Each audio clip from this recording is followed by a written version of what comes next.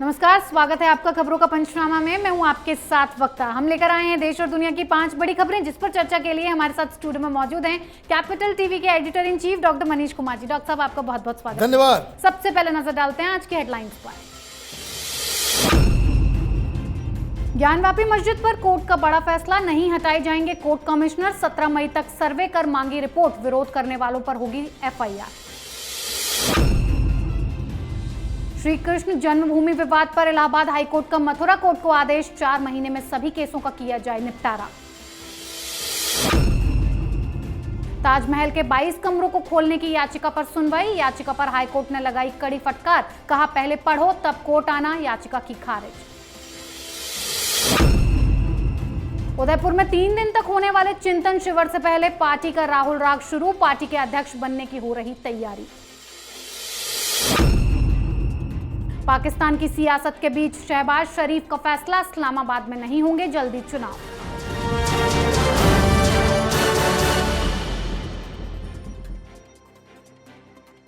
आज की सबसे पहली खबर ज्ञानवापी मस्जिद पर कोर्ट के बड़े फैसले की। मुस्लिम पक्ष को बड़ा झटका देते हुए कोर्ट ने कोर्ट कमिश्नर हटाने की मांग को खारिज कर दिया है। 2 कमिश्नर और नियुक्त करने के आदेश दिए हैं, यानी कि अब कल से सर्वे ताला तोड़कर शुरू होगा, बंद तहखाने खोले जाएंगे और चप्पे चप्पे का सर्वे किया जाएगा और वीडियोग्राफी भी की जाएगी। साथ ही कोर्ट ने यह भी सख्त हिदायत दी है, जो भी इसका विरोध करे उसके खिलाफ एफआईआर दर्ज की जाए। डॉक्टर साहब, इस फैसले से हिंदू पक्ष की बड़ी जीत तो हुई है, लेकिन जिस सच को सामने लाने की कवायद हो रही थी वो सच सामने आएगा। देखिए, बिल्कुल सच सामने आएगा। 2 तरह की चीजें चल रही है। एक तरफ सच को दबाने की कोशिश और दूसरी तरफ सच के लिए लड़ाई लड़ रहे लोग हैं। कोर्ट ने फैसला दिया था पहले कि भाई सर्वे होना चाहिए, मुस्लिम पक्ष ने विरोध किया, टीम को अंदर घुसने नहीं दिया गया, बवाल मचा, वापस मसला कोर्ट में गया। अब कोर्ट बड़े ही सख्त लहजे में आज उन्होंने फैसला दिया। क्या कहा कि जो ज्ञानवापी मस्जिद है इसके अंदर चप्पे चप्पे में वीडियोग्राफी होगी। ये जानना ज़रूरी है कि तहखाने के अंदर क्या है। तहखाना को भी तोड़ा जाएगा और उसकी पूरी वीडियोग्राफी की जाएगी। जो लोग विरोध कर रहे थे उनके खिलाफ भी कोर्ट सख्त फैसला देते हुए कहा कि अब कोई विरोध करेगा उसको गिरफ्तार कीजिए, एफआईआर दर्ज कीजिए और सख्त कार्रवाई इन लोगों के खिलाफ होनी चाहिए। और इससे भी अहम, इन सारी चीज़ों को 17 तारीख तक ख़त्म करना है और 17 तारीख तक ये कोर्ट में बताना है कि वहाँ वाकई क्या है। ये मसला बहुत ही सिंपल है। जो लोग अब तक ज्ञानवापी मस्जिद को लेकर के भ्रम फैला रहे थे, अफवाह फैला रहे थे, इसे गंगा जमनी तहजीब का एक बड़ा केंद्र बता रहे थे, वीडियोग्राफी से, इस सर्वे से दूध का दूध, पानी का पानी हो जाएगा। जी डॉक्टर साहब, एक तरफ जहां वाराणसी की कोर्ट ने ज्ञानवापी मस्जिद के सर्वे को लेकर कमिश्नर को हटाए जाने से इनकार कर दिया, तो वहीं इलाहाबाद हाईकोर्ट ने मथुरा कोर्ट को श्री कृष्ण जन्मभूमि विवाद को लेकर आदेश दिया है कि श्री कृष्ण जन्मभूमि से जुड़े सभी मामलों का 4 महीने में निपटारा किया जाए। श्री कृष्ण जन्मभूमि और शाही ईदगाह मस्जिद विवाद पर एक दूसरे मामले में कोर्ट ने 19 मई तक फैसला सुरक्षित रख लिया है। डॉक्टर साहब, राम मंदिर की तैयारी, अब काशी और मथुरा की बारी क्या सच होता दिख रहा है?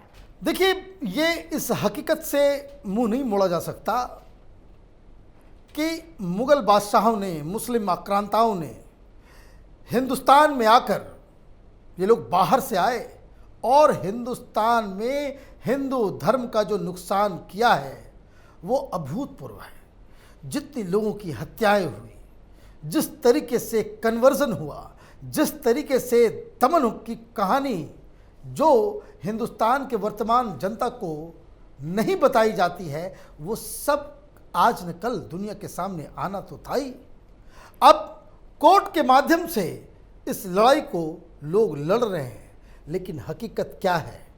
चाहे वो अयोध्या हो, चाहे वो काशी हो, चाहे वो कुतुब मीनार हो, चाहे वो ताजमहल हो, चाहे वो श्री कृष्ण जन्मभूमि मथुरा का मसला हो, हर जगह ये तो सिर्फ चुने हुए नाम जिनको आप जानते हैं, इस तरह से हजारों इस तरह के हिंदू मंदिरों को, बौद्ध मठों को, जैन मंदिरों को इन लोगों ने तबाह और बर्बाद किया और उस जमीन पे मस्जिद बना दी।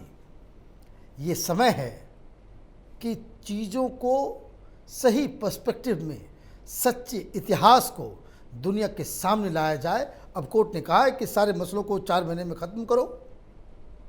4 महीने में ये ख़त्म हो जाएगा। जो भी पक्ष उसमें लगेगा कि न्याय नहीं हुआ है तो फिर ये हाई कोर्ट जाएंगे, सुप्रीम कोर्ट जाएगा। ये मसला अभी चलता रहेगा और जब तक ये चलता रहेगा हिंदू समाज में ये एक बहस का मुद्दा बना रहेगा कि आखिर ऐसा क्यों है कि हर बार हिंदुओं को ही सेक्रीफाइस करने की आवश्यकता पड़ती है। कोई सेकुलरिज्म का ठेका सिर्फ हिंदू समाज ने नहीं ले रखा है। हिंदुस्तान में जितने लोग हैं, हर समाज का ये दायित्व है कि सेकुलरिज्म को बचाएं, अगर वो उनको सेकुलरिज्म जैसी चीज़ों पे भरोसा है तो। जी डॉक्टर साहब, एक तरफ काशी मथुरा का विवाद है तो अब आगरा के ताजमहल का विवाद भी सामने आ गया है। ताजमहल में बंद पड़े 22 कमरों को खोलने की मांग को लेकर एक याचिका दायर की गई, जिस पर इलाहाबाद हाईकोर्ट की लखनऊ बेंच में सुनवाई हुई, जिस पर कोर्ट ने फटकार लगाते हुए कहा कि पहले जाओ, पढ़कर आओ, तब आना। यह याचिका बीजेपी नेता रजनीश सिंह ने दायर की है। उन्होंने मांग की है कि एएसआई को बंद कमरे खोलने चाहिए ताकि वहां हिंदू मूर्तियों और शास्त्रों के अस्तित्व का पता लग सके, लेकिन कोर्ट ने इसे खारिज कर दिया। साथ ही बीजेपी सांसद दिया कुमारी का बयान आया है कि ताजमहल की जमीन हमारे वंशजों की थी और ताजमहल तेजो महल पैलेस था जिस पर शाहजहां ने कब्जा किया था। डॉक्टर साहब, कोर्ट ने याचिका पर फटकार क्यों लगाई? जैसे काशी विश्वनाथ का मसला सामने लाया जा रहा है, वैसे ताजमहल का क्यों नहीं? देखिए, कोर्ट और जज साहब अलग अलग तरीके से चीज़ों को देखते हैं, उनका फैसला है जी। लेकिन मुझे लगता है कि कोई रहस्य है और ये कोई रहस्य नहीं है। ये हिंदुस्तान के 7वें अजूबे में सम्मिलित ताजमहल के रहस्य के बारे में, ये तो ऑलरेडी एक एकेडमिक इंटरेस्ट इसमें होना चाहिए। एएसआई को खुद सामने आकर के बताना चाहिए कि भाई अंदर क्या है, ताजमहल कैसे बना, कहाँ से ईंटें आई, कहाँ से संगमरमर आया, किस तरह की कलाकृति है, कौन से इंजीनियर्स थे, पहले वहाँ क्या था, बाद में क्या बना, दस्तावेज में क्या लिखा है और वहाँ के सबूत क्या बता रहे हैं। तमाम चीज़ें हैं। दुनिया में जितने भी इस तरह के जो मिस्टीरियस चीज़ हैं, कई सारे, आपने पिरामिड्स के बारे में कहानी सुनी होगी, डिस्कवरी चैनल में हर दिन कुछ न कुछ इस तरह की चीज़ें दिखाई जाती है कि जहाँ रिसर्चर्स जो हैं वो जाते हैं। अभी माया सिविलाइजेशन के ऊपर देखिए, डिस्कवरी हो, नेशनल ज्योग्राफी हो, इस तरह के डॉक्यूमेंट्रीज बनते हैं जहाँ रिसर्चर्स दुनिया भर के वो वहाँ आकर के उन सच्चाइयों को परत दर परत उसको समझना और दुनिया के सामने लाने की कोशिश करते हैं। भाई ताजमहल में ऐसा क्या है जो सब कुछ छिपाया जा रहा है? कोई ये कहे, आपने कह दिया, जज साहब ने कह दिया, ठीक है कि भाई जाकर के पढ़ो कि किसने बनाया, तो ये भी पूछा जा सकता है कि भाई किसको पढ़ें जी, किसको पढ़ें? फ्रॉड इतिहासकारों को? कुछ लोगों को लग सकता है कि भाई चूंकि वो किताब के फॉर्म में है, फ्रॉड लोगों ने लिख दिया, उस पर यकीन कर लें, तो ऐसा पढ़ने और ना पढ़ने से क्या फायदा? जज साहब को यही बताना, जब भाई किसको पढ़ना ये भी बता देते कि जाकर के पढ़ो किसने बनाया। भाई ये तो अजीबोगरीब बात हो गई। मुझे लगता है कि जो याचिका करता है उनको सुप्रीम कोर्ट जाना चाहिए, एएसआई के पास जाना चाहिए, उनको सरकार से मिन्नतें करनी चाहिए। ये कोर्ट का मसला नहीं है, ये मसला एकेडमिक से जुड़ा हुआ है, ये मसला रिसर्च से जुड़ा हुआ है, ये मसला साइंटिफिक टेम्पर का है। इरफान हबीब की किताबों से हमें नहीं ज्ञान लेना कि मुगलकालीन भारत में क्या हुआ। कई और भी लोग हैं जो इस इतिहास के पन्नों के ऊपर चैलेंज करते हैं।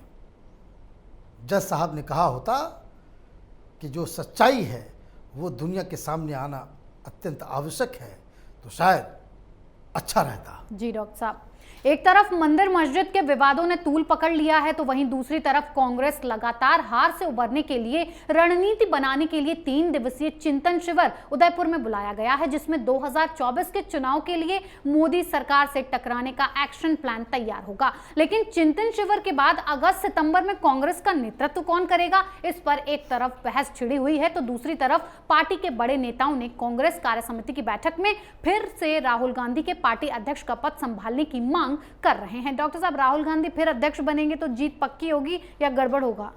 देखिए, कांग्रेस पार्टी गांधी परिवार की एक प्राइवेट लिमिटेड कंपनी है। इसका मुखिया गांधी परिवार का ही कोई व्यक्ति होगा। कहने के लिए आप किसी भी चिंटू मिंटू को अध्यक्ष बना दो या ना बनाओ, उससे कोई फर्क नहीं पड़ने वाला जी। भाई, प्रधानमंत्री तो थे मनमोहन सिंह, उनके पास कोई शक्ति थी? उन्होंने तो प्रधानमंत्री की कुर्सी को कलंकित कर दिया। हिंदुस्तान के अकेले प्राइम मिनिस्टर ये ऐसा बने कि जो अपनी कैबिनेट को भी तय नहीं कर सकता था जी। जो मंत्रियों को चिट्ठी लिखता था कि please inform us, prime minister के दफ्तर को बताएं कि आप लोग क्या क्या फैसला ले रहे हैं। अपने मन से फैसला आप ले लेते हो, फिर बाद में हमें मालूम चलता है। तो भाई, सत्ता कहाँ था? जिनको बताना होता तो बता रहे। भाई, सोनिया गांधी के पास पूरा पावर था जी। तो कौन बनेगा कांग्रेस का अध्यक्ष, इससे कोई फर्क नहीं पड़ता। सत्ता राहुल गांधी के पास ही, फैसला राहुल गांधी करेंगे, प्रियंका वाड्रा करेगी, सोनिया गांधी करेगी। इसके अलावा कोई चौथा व्यक्ति की कोई जगह ही नहीं है जी। गांधी परिवार के अलावा कोई दूसरा रास्ता नहीं है। और इसलिए चमचागिरी करने के लिए सारे लोग जो है खड़े हो जा रहे हैं कि मैं तो राहुल बाबा, राहुल बाबा, राहुल बाबा जी। ये चिंतन शिविर नहीं है, ये कांग्रेस की चिंता बढ़ाने वाला एक शिविर है।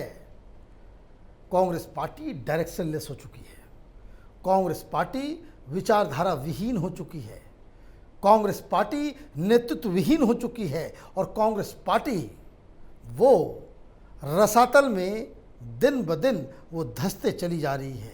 उसकी वजह बिल्कुल ही साफ है। आप जनता में विश्वास जिस दिन खोएंगे, जनता के भावनाओं को निरादर करना शुरू करेंगे, आपको सामाजिक और राजनीतिक जीवन में रहने का अधिकार उसी दिन खत्म हो जाता है। राहुल गांधी रोज यही काम कर रहे हैं जी। बिल्कुल, पाकिस्तान के प्रधानमंत्री शहबाज अपने बड़े भाई नवाज शरीफ से लंदन में मुलाकात करने पहुंचे और लंदन में पीएमएलएन के पहले सत्र ने चुनाव को लेकर फैसला सुनाते हुए कहा कि इस्लामाबाद में जल्दी चुनाव नहीं होंगे। आपको बता दें, ये बैठक 6 घंटे तक चली। बैठक में पीएम के भाई और पार्टी सुप्रीमो नवाज शरीफ समेत कई नेता शामिल थे। डॉक्टर साहब, लंदन से ये फैसला सुनाने के पीछे की वजह क्या है कि इस्लामाबाद में चुनाव जल्दी नहीं होंगे? देखिए, इसका मतलब 2-3 है। एक तो कि नवाज शरीफ अभी भी उनकी पार्टी के सर्वोच्च लीडर हैं, उनको वापस भी बुलाया जाएगा। चुनाव इमरान खान कराना चाहते हैं, आर्मी नहीं चाहती है अभी जी। अभी 1 साल के आसपास जो असेंबली है, जो वहाँ पे संसद है, उसका लाइफ अभी 1 साल और बचा हुआ है। अभी जिस हिसाब से इमरान खान ने एक विक्टिम कार्ड खेल लिया कि भाई हिंदुस्तान में सेलिब्रेशन हुआ, हमारे साथ गद्दारी हो गई, पाकिस्तान के साथ गद्दारी करने वाले लोग इकट्ठे हो गए, सारे चोर उचक्के इकट्ठे हो गए, हम ईमानदार व्यक्ति हैं, हमें जो है टारगेट किया गया। और ये टारगेट इसलिए किया गया क्योंकि अमेरिका चाहता था कि मैं प्रधानमंत्री ना रहूं। तो एक सिंपैथी वेव वो क्रिएट कर रहा है। अभी चुनाव होंगे तो इमरान खान को वो सिंपैथी वेव का फायदा भी हो सकता है।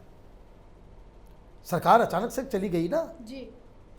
अब कोई भी चतुर राजनीतिक क्या करेगा कि इमरान खान अभी पीक पे चल रहा है। अभी उसने एक मार्च का भी ऐलान किया है, वो रोज़ कुछ कुछ रैलियां कर रहा है, कुछ कुछ कर रहा है। तो तरीका तो यही है कि आप इलेक्शन को 6-7 महीने, 1 साल आप उसको पोस्टपोन कर दो।